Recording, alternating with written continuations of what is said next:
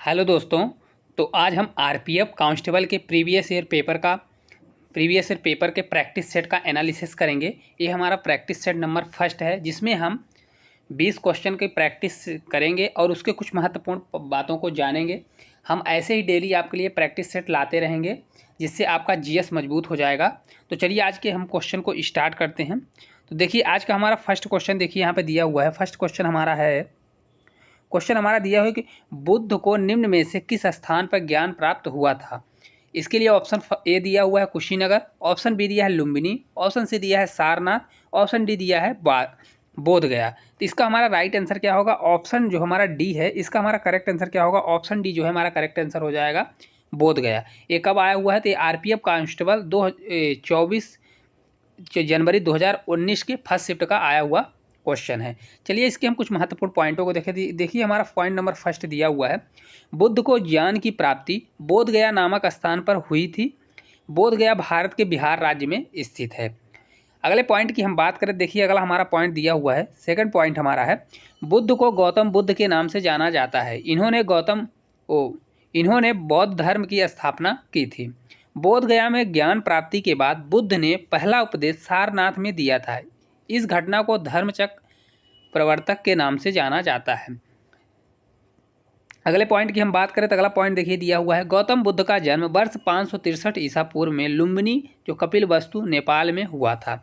अगले हम पॉइंट की बात करें तो अगला पॉइंट दिया हुआ है, गौतम बुद्ध की मृत्यु महापरिनिर्वाण वर्ष, उनको मृत्यु को क्या बोला जाता है? महापरिनिर्वाण। और जबकि उनके जन्म को क्या बोला जाता है? तो इस घटना को धर्मचक्र प्रवर्तक बोला जाता है। तो गौतम बुद्ध की मृत्यु वर्ष 483 ईसा पूर्व में कुशीनगर उत्तर प्रदेश में हुई थी। चलिए हम नेक्स्ट क्वेश्चन की ओर बढ़ें। नेक्स्ट देखिए हमारा दूसरा क्वेश्चन दिया हुआ है। क्वेश्चन हमारा दूसरा है, क्वेश्चन दिया हुआ है कि निम्न में से किसे शल्य चिकित्सा के जनक के रूप में जाना जाता है। ऑप्शन ए दिया है चाणक्य, ऑप्शन बी दिया है अमर सिंह, ऑप्शन सी दिया है सुश्रुत, ऑप्शन डी दिया है चरक। तो इसका हमारा राइट आंसर क्या होगा? तो इसका हमारा राइट आंसर हो जाएगा ऑप्शन सी जो है हमारा राइट आंसर हो जाएगा। कौन सा होगा? तो इसका हमारा राइट आंसर ऑप्शन सी हो जाएगा, सुश्रुत। चलिए इसके कुछ महत्वपूर्ण पॉइंटों को देखें। तो पॉइंट नंबर हम फर्स्ट की बात करें, देखिए हमारा पॉइंट नंबर फर्स्ट दिया है, शल्य चिकित्सा के जनक के रूप में सुश्रुत को जाना जाता है। अगले पॉइंट की हम बात करें तो अगला पॉइंट हमारा दिया हुआ है, सुश्रुत को सुश्रुत संहिता का प्रणेता माना जाता है। सुश्रुत के आचार्य धन्वंतरी थे। सुश्रुत ने शल्य चिकित्सा के साथ साथ आयुर्वेद के क्षेत्र में भी काम किया था। प्राचीन काल के सबसे महान शल्य चिकित्सकों में सुश्रुत का विशेष स्थान था। अगले हम पॉइंट की बात करें, दिया हुआ है, चरक ये आयुर्वेद के क्षेत्र में संबंधित थे। चरक क्या थे? आयुर्वेद के क्षेत्र में संबंधित थे। चरक ने आयुर्वेद का एक प्रसिद्ध ग्रंथ चरक संहिता लिखा था। चलिए हम अगले क्वेश्चन की ओर बढ़ें। अगला हमारा क्वेश्चन देखिए दिया हुआ है, तीसरे नंबर का हमारा क्वेश्चन है। क्वेश्चन दिया हुआ है, क्वेश्चन है, बौद्ध धर्म में अभय मुद्रा का क्या अर्थ है? ऑप्शन ए बुराई से बचाव, ऑप्शन बी दिया है निर्भीकता, ऑप्शन सी दिया है ज्ञानोदय, ऑप्शन डी दिया हुआ है उपदेश। इसका हमारा राइट आंसर क्या होगा? तो इसका हमारा राइट आंसर क्या हो जाएगा? इसका हमारा राइट आंसर हो जाएगा ऑप्शन बी जो है हमारा करेक्ट आंसर हो जाएगा। चलिए इसके हम कुछ महत्वपूर्ण पॉइंटों को देखें। तो पॉइंट दिया हुआ है, पॉइंटों की बात कर दिया है, बौद्ध धर्म में अभय मुद्रा का अर्थ निर्भीकता है। अभय मुद्रा सबसे प्राचीन मुद्राओं में से एक है। अभय मुद्रा सुरक्षा की भावना को प्रदर्शित करती है। अभय मुद्रा में दाहिने हस्त को ऊपर की ओर करके हथेली बाहर की ओर इंगित की जाती है। चलिए हम अगले क्वेश्चन की ओर बढ़े, चौथे क्वेश्चन को देखें। तो चौथा देखिए हमारा क्वेश्चन दिया हुआ है, क्वेश्चन नंबर हमारा 4 है। क्वेश्चन 4 दिया हुआ है, विनय और सुत्त पिटक इनमें से किसकी शिक्षाओं का संकलन है? ऑप्शन ए दिया है गौतम बुद्ध, ऑप्शन बी दिया है ऋषभदेव, ऑप्शन सी दिया है महावीर जैन, ऑप्शन डी दिया है गुरु गोविंद सिंह। तो इसका हमारा राइट आंसर क्या होगा? तो इसका हमारा राइट आंसर देखिए हो जाएगा गौतम बुद्ध। ऑप्शन फर्स्ट हमारा राइट आंसर हो जाएगा गौतम बुद्ध। चलिए हम कुछ महत्वपूर्ण पॉइंटों को देखिए। देखिए पॉइंट नंबर हमारा फर्स्ट दिया हुआ है, विनय और सुत्त पिटक गौतम बुद्ध की शिक्षाओं का संकलन है। अगले हम पॉइंट की बात करें, दिया गया है, त्रिपिटक बौद्ध धर्म का पवित्र ग्रंथ है। अगले पॉइंट की हम बात करें, दिया गया है, त्रिपिटक की भाषा कैसी है? तो यह पाली भाषा में लिखा गया है। गौतम बुद्ध के त्रिपिटक निम्नलिखित हैं। कौन कौन से त्रिपिटक हैं? तो ये सुत्त पिटक है, विनय पिटक है, अभिधम्म पिटक है। 3 पिटक हैं, सुत्त पिटक, विनय पिटक, अभिधम्म पिटक। चलिए हम अगले क्वेश्चन की ओर बढ़ें। अगले क्वेश्चन की हम बात करें, देखिए अगला हमारा क्वेश्चन दिया हुआ है, क्वेश्चन नंबर हमारा 5वां है, स्पूत क्यों बनाए गए थे? ऑप्शन है पवित्र स्मृति चिन्ह रखने के लिए, ऑप्शन बी धार्मिक सभाएं करने के लिए, ऑप्शन सी बुद्ध की पूजा करने के लिए, ऑप्शन डी बौद्ध ग्रंथ रखने के लिए। तो इसका हमारा राइट आंसर क्या हो जाएगा? तो इसका हमारा राइट आंसर होगा ऑप्शन फर्स्ट हो जाएगा, पवित्र स्मृति चिन्ह रखने के लिए। स्पूत क्यों बनाए गए थे? तो यह पवित्र स्मृति चिन्ह को रखने के लिए बनाए गए थे। इसके महत्वपूर्ण पॉइंटों को देखें तो पॉइंट नंबर हमारा देखिए फर्स्ट दिया है, स्पूत पवित्र स्मृति चिन्ह रखने के लिए बनाए गए थे। अगले पॉइंट की हम बात करें, दिया गया है स्पूत शब्द पाली और संस्कृत भाषा से लिया गया है, इसका अर्थ टीला या ढेर होता है। अगले पॉइंट की हम बात करें, दिया गया है स्पूत किसी व्यक्ति की चिंता, समाधि तथा उसके अवशेषों पर निर्मित एक स्मृति स्वरूप अर्ध आकार का टीला या ढेर होता है। अगले पॉइंट की हम बात करें, स्पूत विशेष रूप से बौद्ध काल में प्रसिद्ध हुए थे। अगले पॉइंट की हम बात करें, देखिए दिया है स्पूत का सर्वप्रथम उल्लेख ऋग्वेद में मिलता है। कहाँ पे मिलता है? तो यह ऋग्वेद में मिलता है। तो अगले हम क्वेश्चन की बात करें, देखिए अगला हमारा क्वेश्चन दिया हुआ है, क्वेश्चन हमारा दिया हुआ है, देखिए क्वेश्चन हमारा दिया हुआ है, बौद्ध प्रतीक धर्मचक्र किसे दर्शाता है? बौद्ध प्रतीक धर्मचक्र किसे दर्शाता है? इसके लिए ऑप्शन देखिए, हमारा ए ऑप्शन दिया है प्रथम उपदेश, ऑप्शन बी जन्म, ऑप्शन सी अंतिम उपदेश, ऑप्शन डी मृत्यु। तो इसका हमारा राइट आंसर क्या हो जाएगा? तो इसका हमारा राइट आंसर होगा ऑप्शन ए प्रथम उपदेश। कौन सा दर्शाता है? तो प्रथम उपदेश दर्शाता है। चलिए महत्वपूर्ण पॉइंट की बात करें तो पॉइंट नंबर हमारा देखिए फर्स्ट दिया है, बौद्ध प्रतीक धर्मचक्र प्रथम उपदेश को दर्शाता है। अगले पॉइंट की हम बात करें, दिया गया है गौतम बुद्ध ने ज्ञान प्राप्ति के बाद अपना पहला उपदेश सारनाथ में दिया था। इस घटना को धर्मचक्र प्रवर्तक के रूप में नाम से जाने जाते हैं। अगले पॉइंट की हम बात करें, दिया गया है गौतम बुद्ध ने अंतिम उपदेश कुशीनगर में दिया था। अगले पॉइंट की हम बात करें, दिया गया है गौतम बुद्ध के जन्म की घटना का प्रतीक कमल और सांड है। क्या है? कमल और सांड है। अगले हम पॉइंट की बात करें, दिया गया है गौतम बुद्ध की मृत्यु का प्रतीक स्पूत है। क्या है? उनकी मृत्यु स्पूत है। अगले हम क्वेश्चन की बात करें तो हमारा 7वें नंबर का देखिए क्वेश्चन दिया गया है, क्वेश्चन नंबर हमारा 7वां है, क्वेश्चन नंबर हमारा 7वां दिया गया है कि पद्माणी बोधिसत्व के चित्र कहाँ पाए गए हैं? ऑप्शन ए एलोरा की गुफाओं में, ऑप्शन बी बाघ की गुफाओं में, ऑप्शन सी बादामी की गुफाओं में, ऑप्शन डी अजंता की गुफाओं में। तो इसका हमारा राइट आंसर कौन सा होगा? तो इसका हमारा राइट आंसर हो जाएगा ऑप्शन डी, जो हमारा करेक्ट आंसर हो जाएगा अजंता की गुफाओं में। कहाँ पे मिला है? यह अजंता की गुफाओं में मिला है। इसके महत्वपूर्ण पॉइंटों को देखें तो पॉइंट नंबर हमारा देखिए फर्स्ट दिया है, पद्मपाणी बोधिसत्व के चित्र अजंता की गुफाओं में पाए गए हैं। अगले पॉइंट की हम बात करें, अगला पॉइंट दिया है पद्मपाणी बोधिसत्व के चित्र अजंता की गुफाओं संख्या 1 में चित्रित है। अगले पॉइंट की हम बात करें, दिया गया है अजंता की गुफाएं औरंगाबाद महाराष्ट्र में स्थित है। कहाँ पे स्थित है? तो यह औरंगाबाद महाराष्ट्र में स्थित है।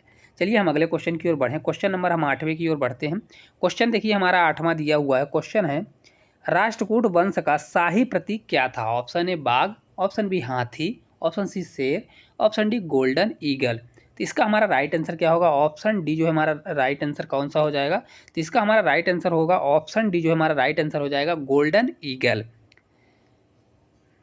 चलिए इसके महत्वपूर्ण पॉइंटों को देखिए। पॉइंट नंबर हमारा फर्स्ट दिया है, राष्ट्रकूट वंश का शाही प्रतीक गोल्डन ईगल था। ऑप्शन हम सेकंड की बात करें, दिया गया है राष्ट्रकूट वंश के संस्थापक दंतीदुर्ग प्रथम थे। अगले हम पॉइंट की बात करें तो अगला पॉइंट देखिए, दिया गया है राष्ट्रकूट वंश की राजधानी मान्य खेत थी। अगले हम पॉइंट की बात करें तो एलोरा में गुफा मंदिर का निर्माण राष्ट्रकूट वंश के शासक काल में हुआ था। चलिए हम 9वें क्वेश्चन की ओर बढ़ें। क्वेश्चन नंबर 9 हमारा देखिए दिया गया है, क्वेश्चन है शिलालेखों के अध्ययन को क्या कहा जाता है? ऑप्शन ए पारिस्थितिकी, ऑप्शन बी एक्वालॉजी, ऑप्शन सी समाज शास्त्र, ऑप्शन डी एपिग्राफी। तो इसका हमारा राइट आंसर हो जाएगा ऑप्शन डी, जो हमारा राइट आंसर हो जाएगा एपिग्राफी। कुछ महत्वपूर्ण पॉइंटों को देखें तो पॉइंट नंबर हमारा फर्स्ट दिया गया है शिलालेखों के अध्ययन को एपिग्राफी कहा जाता है। अगले हम पॉइंट की बात करें, दिया गया है शिलालेख को पूरा लेख भी कहा जाता है। अगले पॉइंट की हम बात करें, दिया गया है शिलालेख प्राचीन समय में घटित घटनाओं तथा उनसे संबंधित व्यक्तियों के बारे में जानकारी हासिल करने के प्रमुख स्रोतों में से एक है। चलिए हम अगले क्वेश्चन की ओर बढ़ें। क्वेश्चन नंबर हम 10वें की बात करें। क्वेश्चन हमारा देखिए 10वां यहाँ पे दिया हुआ है। क्वेश्चन दिया गया है, निम्नलिखित में से कौन सा मानव गतिविधियां एवं सभ्यता के प्राक ऐतिहासिक काल का सही कालानुक्रम है। ऑप्शन है पूरा पाषाण काल, मध्य पाषाण काल, नवपाषाण काल। ऑप्शन बी दिया है धातु युग काल, मध्य पाषाण काल, पूरा पाषाण काल। ऑप्शन सी दिया है नवपाषाण काल, मध्य पाषाण काल, पूरा पाषाण काल। ऑप्शन डी दिया है मध्य पाषाण काल, नवपाषाण काल, पूरा पाषाण काल। तो इसका हमारा राइट आंसर क्या होगा? ऑप्शन ए फर्स्ट ही हमारा राइट आंसर हो जाएगा, पूरा पाषाण काल, मध्य पाषाण काल और नव पाषाण काल। चलिए इसके कुछ महत्वपूर्ण पॉइंटों को देखें। तो पॉइंट नंबर हमारा देखिए फर्स्ट दिया है, मानव गतिविधियों एवं सभ्यता के प्राग ऐतिहासिक काल का सही कालानुक्रम निम्नलिखित कौन सा है? पूरा पाषाण काल, मध्य पाषाण काल, नव पाषाण काल। अगले हम पॉइंट की बात करें तो दिया गया प्राग ऐतिहासिक काल को पाषाण काल के नाम से भी जाना जाता है। चलिए हम 11वें क्वेश्चन की ओर बढ़ें। क्वेश्चन नंबर हम 11वें की बात करें, देखिए 11वां हमारा क्वेश्चन दिया गया है। क्वेश्चन है, हड़प्पा सभ्यता की मोहरों पर निम्नलिखित में से कौन सा पशु अक्सर देखा जाता था? ऑप्शन ए बैल, ऑप्शन बी शेर, ऑप्शन सी लोमड़ी, ऑप्शन डी हिरण। तो इसका हमारा राइट आंसर क्या होगा? ऑप्शन ए हमारा राइट आंसर हो जाएगा बैल। क्या देखा जाता था? तो यह बैल। इसके महत्वपूर्ण पॉइंटों में पॉइंट नंबर हम फर्स्ट देखें, हड़प्पा सभ्यता की मोहरों पर बैल पशु अक्सर देखा जाता था।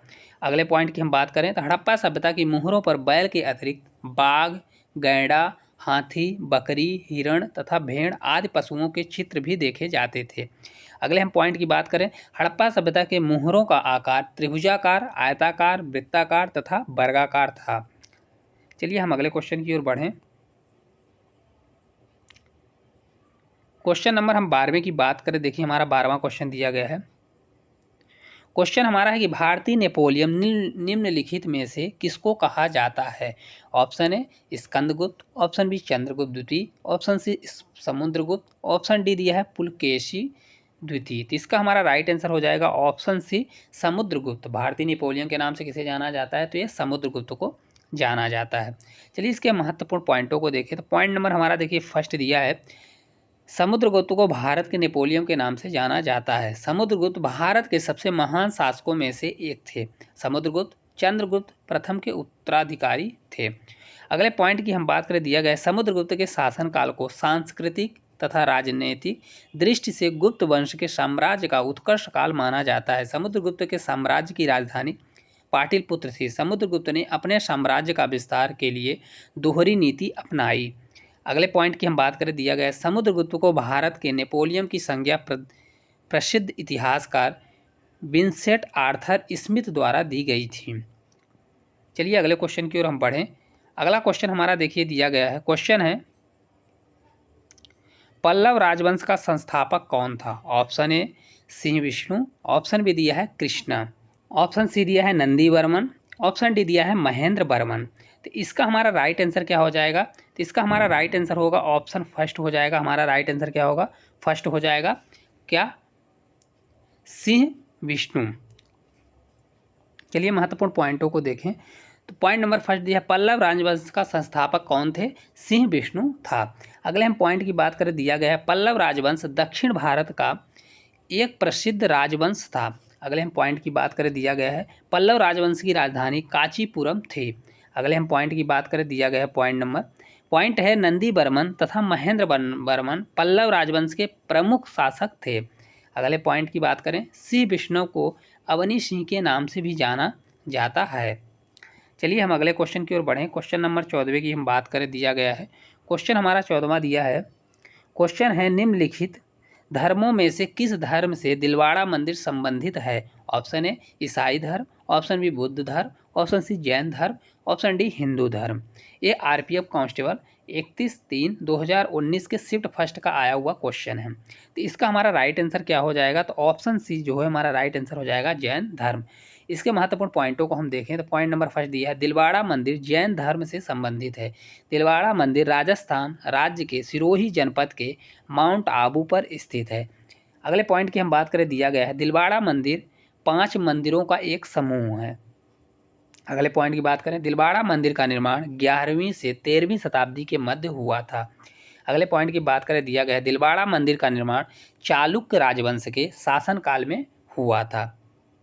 चलिए हम अगले क्वेश्चन की ओर बढ़ें। क्वेश्चन नंबर हम 15वें की ओर बढ़ते हैं। 15वां हमारा क्वेश्चन देखिए दिया गया है। क्वेश्चन हमारा है कि निम्नलिखित में से कौन बुद्ध के सिद्धांतों से संबंधित है। Option A Vinaya Pitaka, option B दिया है Abhidhamma Pitaka, option C Sutta Pitaka, option D दिया है दिव्य दान। तो इसका हमारा राइट आंसर हो जाएगा ऑप्शन बी। हमारा राइट आंसर क्या होगा, तो इसका हमारा राइट आंसर हो जाएगा ऑप्शन बी जो हमारा राइट आंसर हो जाएगा अभिधम्म पिटक। चलिए इसके महत्वपूर्ण पॉइंटों को देखें तो पॉइंट दिया है अभिधम्म पिटक बुद्ध के सिद्धांतों से संबंधित है। अभिधम्म पिटक बुद्ध के त्रिपिटक में से एक है। अभिधम्म पिटक बुद्ध के सिद्धांतों का एक व्यापक रूप विद्वत्पूर्ण सारांश का विश्लेषण है। यह थेरवाद बौद्ध धर्म का अभिन्न अंग है। चलिए हम अगले क्वेश्चन की ओर बढ़ें। अगले क्वेश्चन की हम बात करें, देखिए 16वां क्वेश्चन हमारा दिया गया है। क्वेश्चन है सिंध घाटी सभ्यता का सबसे पहला खोजा गया स्थल कौन सा था। Option A Lothal, option B Kalibangan, option C Mohenjodaro, option D Harappa. तो इसका हमारा राइट आंसर क्या हो जाएगा, ऑप्शन डी जो हमारा राइट आंसर होगा हड़प्पा।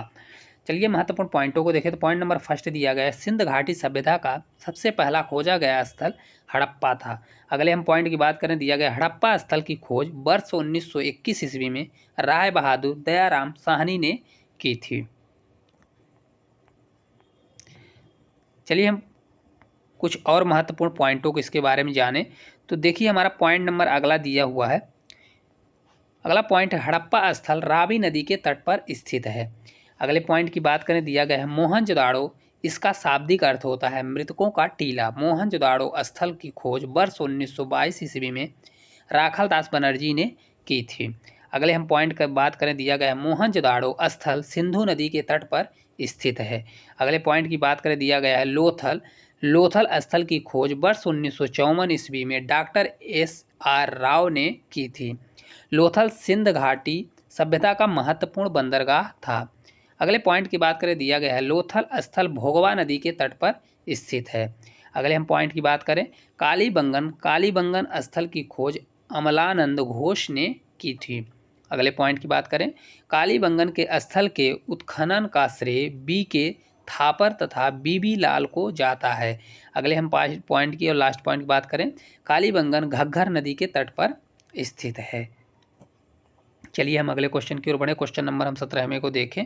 क्वेश्चन हमारा 17वां देखिए दिया गया है।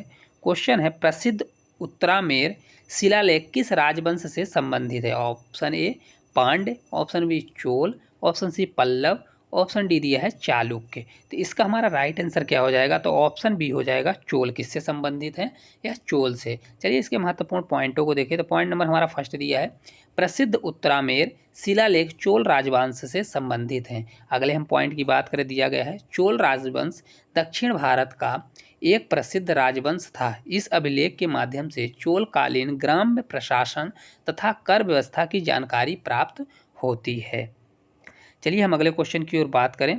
अगला देखिए हमारा क्वेश्चन दिया गया है, 18वां क्वेश्चन है। क्वेश्चन हमारा दिया गया है सिंध सभ्यता के इनमें से किस स्थल के जलाशयों के साक्ष्य मिले हैं। Option A Kalibangan, option B Dholavira, option C Kot Diji, option D दिया है लोथल। तो इसका हमारा राइट आंसर क्या होगा, ऑप्शन बी धौलावीरा। कहाँ मिले हैं, धौलावीरा में। महत्वपूर्ण पॉइंट की बात करें तो पॉइंट नंबर फर्स्ट दिया है सिंध सभ्यता के धौलावीरा स्थल से जलाशयों के साक्ष्य मिलते हैं। अगले पॉइंट की बात करें, धौलावीरा स्थल गुजरात राज्य में स्थित है। अगले पॉइंट की बात करें, धौलावीरा स्थल की खोज वर्ष 1967-68 ईस्वी में JP जोशी ने की थी। अगले पॉइंट की बात करें, कालीबंगा, इस स्थल से जुते हुए खेत के साक्ष्य मिलते हैं। यह स्थल राजस्थान राज्य में स्थित है। अगले पॉइंट की बात करें, कोटदीजी दिया है इस स्थल से कांसे के चपटे फलक वाली कुल्हाड़ी के साक्ष्य मिले हैं। यह स्थल पाकिस्तान देश के सिंध राज्य में स्थित है। अगले पॉइंट की बात करें, लोथल। इस स्थल से 3 युगल समाधियों के साक्ष्य मिले हैं। यह स्थल गुजरात राज्य में स्थित है। तो दोस्तों आज हमने 18 क्वेश्चनों का प्रैक्टिस किया है। हम डेली आपके लिए प्रैक्टिस लाते रहेंगे। जो ये प्रीवियस ईयर में आए हुए क्वेश्चन हैं, जिससे आपकी तैयारी और मजबूत हो सकेगी और उनके बारे में हम फुल डिटेल आपको देंगे। तो अगर ये वीडियो आपको अच्छी लगी हो तो वीडियो को लाइक ज़रूर करें और साथ ही चैनल को सब्सक्राइब ज़रूर करें। Thank you.